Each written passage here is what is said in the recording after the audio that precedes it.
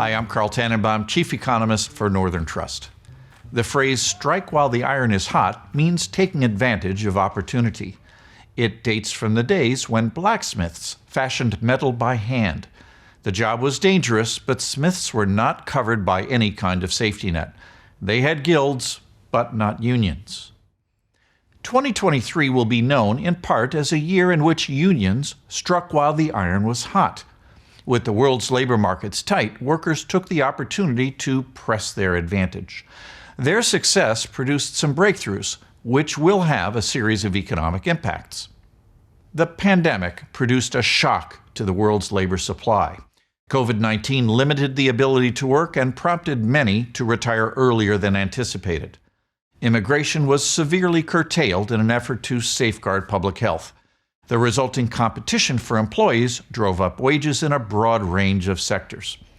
The high costs of living, especially for food and shelter, also led workers to demand larger increases in their compensation.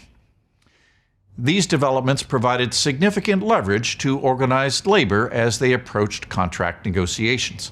Opportunities presented by the post-pandemic economy left firms anxious to avoid interruptions. This year has seen a series of prominent strikes or threats of strikes in developed countries. Among those earning generous new contracts have been transit and health workers in the United Kingdom, actors, parcel carriers, and automakers in the United States, and public sector employees in Europe. Japan's unions secured their largest raises in 30 years last spring. These victories do not signal a renaissance for organized labor.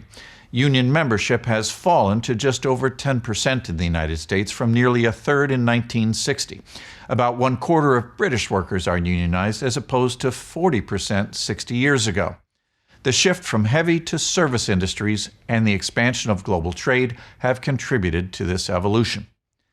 But despite falling levels of representation, union wages can set a benchmark for compensation in other sectors, which employers will seek to pass along in the form of higher prices.